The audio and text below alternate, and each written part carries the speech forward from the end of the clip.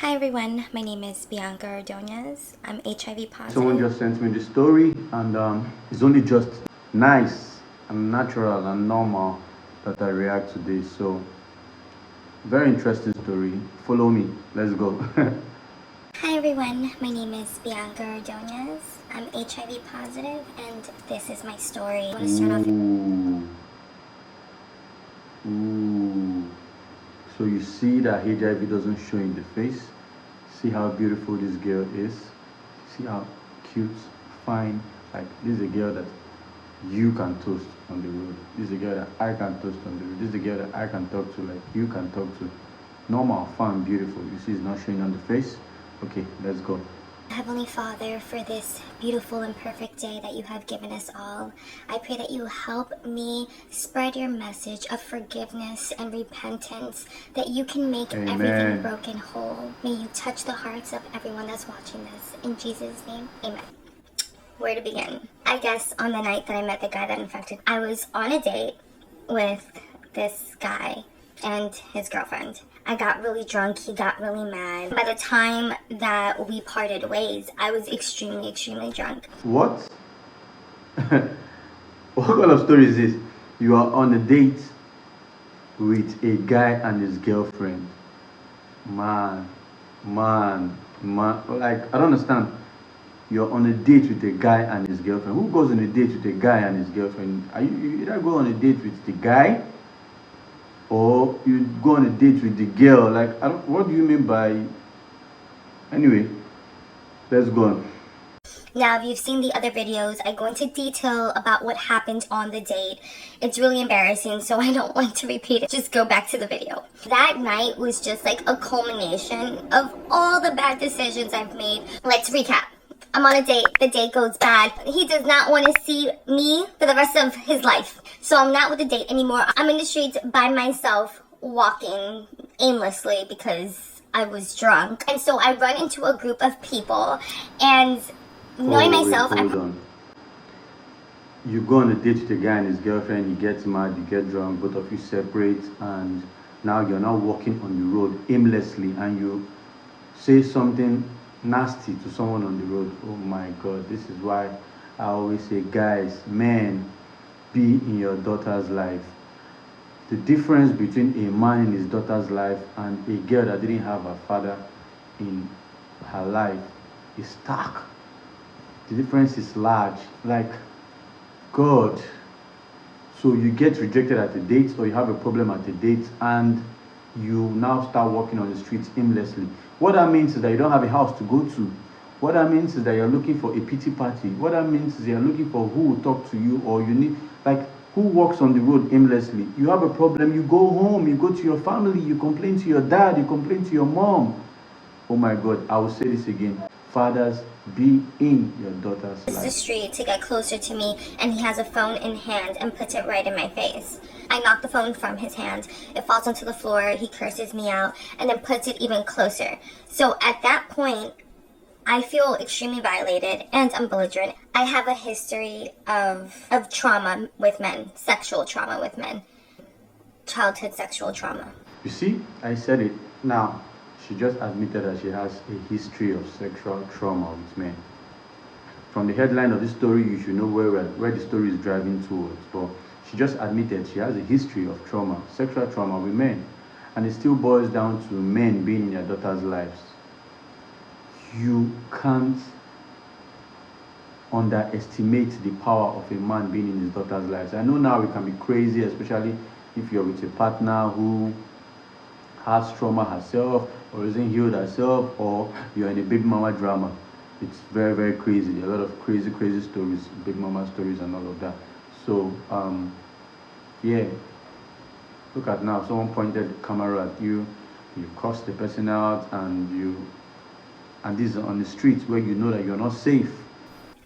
And so these are things that I carried with me, and unfortunately, if you know, you know, being part of a Hispanic and minority family, you don't talk about your traumas. I couldn't go to therapy because we didn't go to therapy. That was specifically for other people. There was a lot of trauma that I was living with, that I was carrying inside of my body, because your body literally stores trauma. That's what I mean by a culmination of all the pain. He has this phone in my face and it triggers something in me and I spit on him. I literally got the biggest loogie that I could find from the back of my throat, and I spit on him. And once I spit on him, he punches me in the face, knocks me out cold. I don't remember anything for a while. The first thing that I remember when I come to is I'm crying. I'm hysterical, and I hear someone's voice asking me, "Yo, are you okay?" One thing that women should stop doing is, you don't instigate violence and expect not to be treated violently. You don't lay your hands on someone and expect hands not to be laid on you. You don't spit on someone and you don't expect the person not to retaliate. Like, it just doesn't make sense. You spit on me, that means you see me as venom. It's only natural instinct, it's only defensive instinct, it only brings out the NATO in me or in anybody. Like, spitting on someone is by the cause of the earth. You're the vomit of the earth. Take this. Like, what do you expect when you spit on someone on the streets? Like, come on. Like, even in your own house, if you spit on someone in your own house, it's as dangerous as it gets.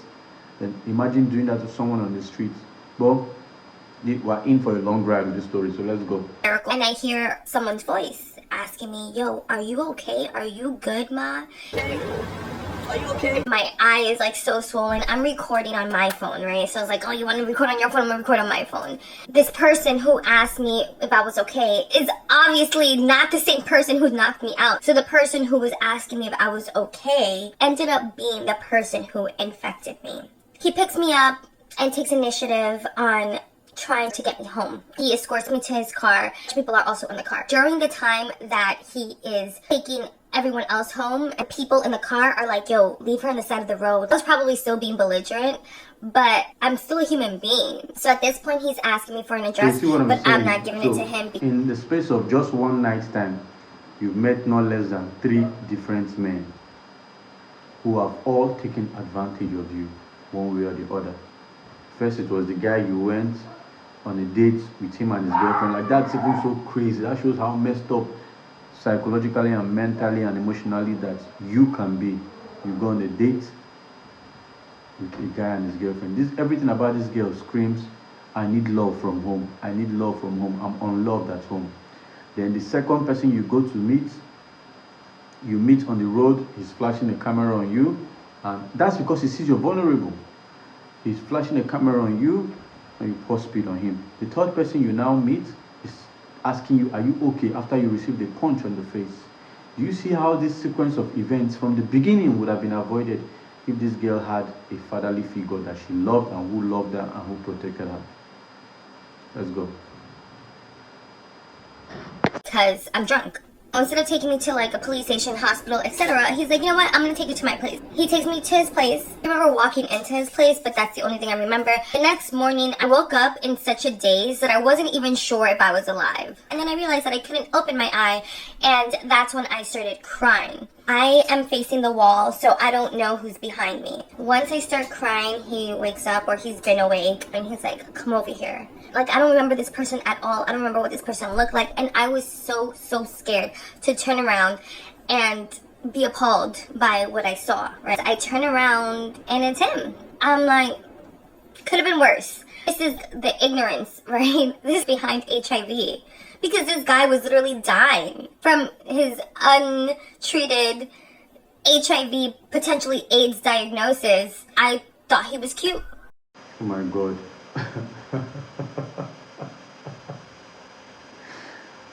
So a stranger took you to his house, spent the night with you.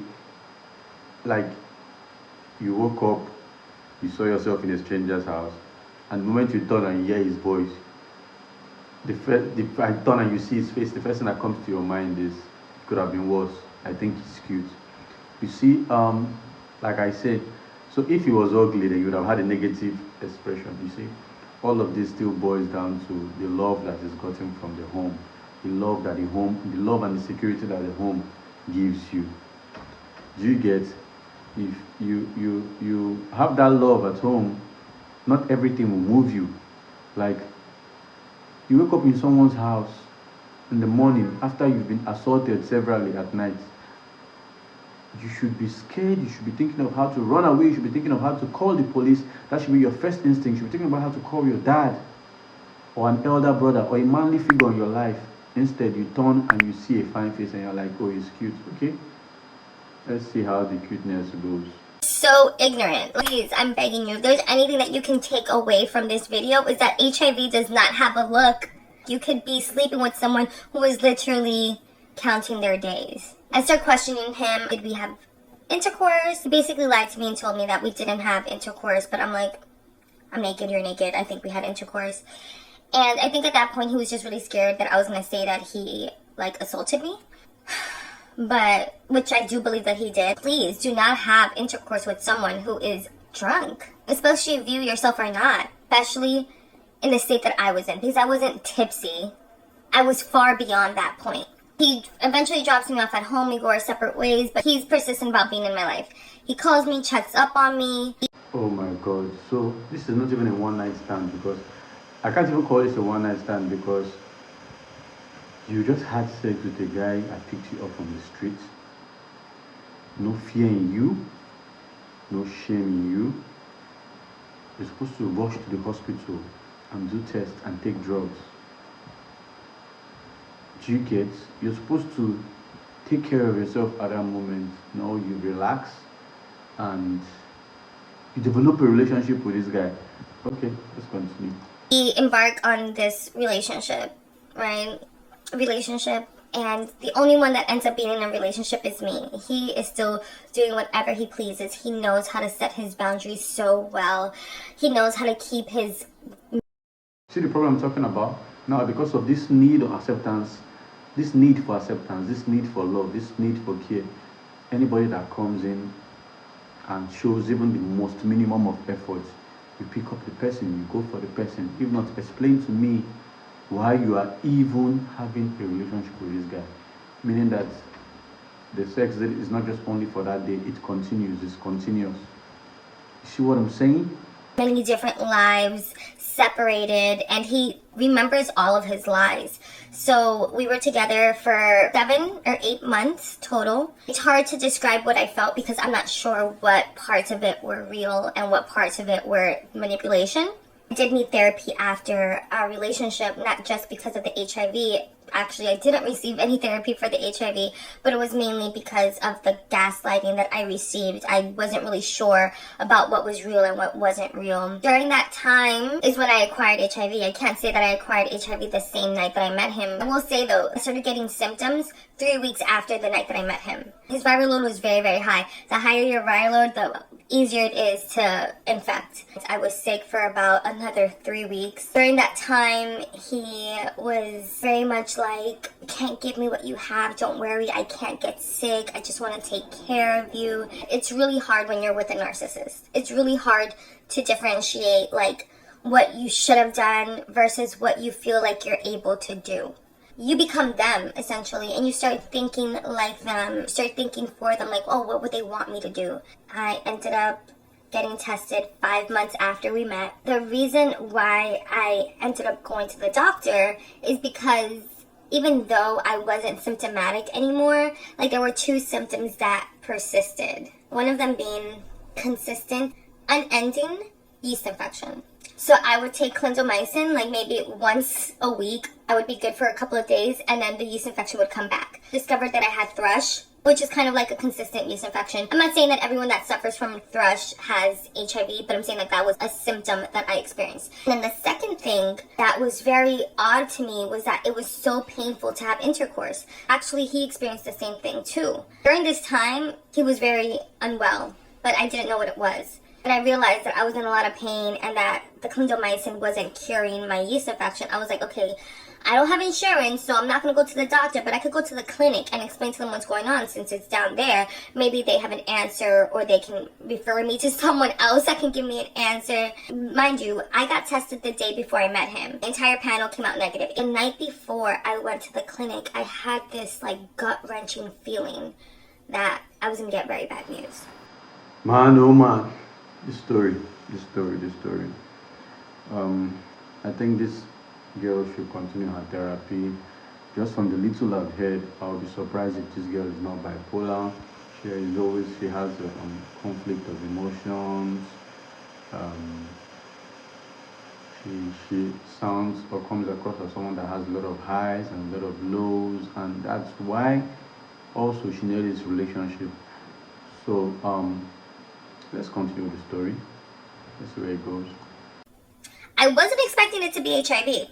I was expecting it to be something else that could be cured with a shot. And if you haven't gotten tested this year, honey, it is June. Please go get tested. Only thing that they can give you results for the day of is an HIV test. Go back to the waiting area, and after your HIV results come back negative, you're free to go. So I'm sitting down in the waiting area, waiting for them to tell me, like, okay, you're free to go. But instead, they call my number up. I find out that I am HIV positive. My world obviously shattered into a million pieces. They told me, like, not to worry, that there's a possibility that it could be a false positive. But I knew for a fact that there was no way that I wasn't positive, especially when I started thinking about the symptoms that I had when I first got infected. This is the reason why I was so sick. Like, I was just waiting for God to take me. That's how horrible and painful and confusing and scary that time was, because no one was giving me answers as to why I was so sick. So when they finally told me that I had tested positive for HIV, I was like, well, that makes perfect sense. So I told him the day that I found out. I thought he was going to be shocked. I thought he was going to be scared. I thought he was going to be mad. And he was none of those things. He was neither surprised, shocked, scared, nor mad. He just said, oh, okay. And as if I didn't say what I just said. He didn't want to talk about it. So you see, that tells you that he did this purposely. He gave it to you purposely. Your revelation to him was not a shock. Your revelation to him was just a confirmation. He knew what he was doing. He planned what he was doing. And I feel like you should sue that guy. I feel like you should arrest that guy. I feel like that guy should be dealt with. He has no reason, no right to put you through what you've been put through. Well, every man to his own. Now, I want to address this. It's the most wicked thing you can ever do. It's the most heartless thing you can ever do. It's the most insensitive thing you can ever do, to be HIV positive and knowingly give it to someone. I think they should draft a law mandating that anybody that does that should be killed, should be castrated, should be imprisoned or whatever, because why would you have a disease that you know right now is incurable and you decide to pass it on to someone? Like why are you doing that? Why are you increasing the problems in this world? Why are you increasing why are you giving someone punishment? Tell the person. If the person decides to take it from you, okay, fine. If you can't tell the person, if you don't want people to know, then don't give it to someone. Like, why are you doing that? The person didn't give it to you. Why are you giving it to the person? Why are you spreading it? This is a problem. This is an epidemic. Why are you increasing it in the world? Now, imagine this girl. Imagine an unhealed girl. Imagine she's unhealed. Imagine she doesn't go for therapy. Imagine that she goes on a revenge mission.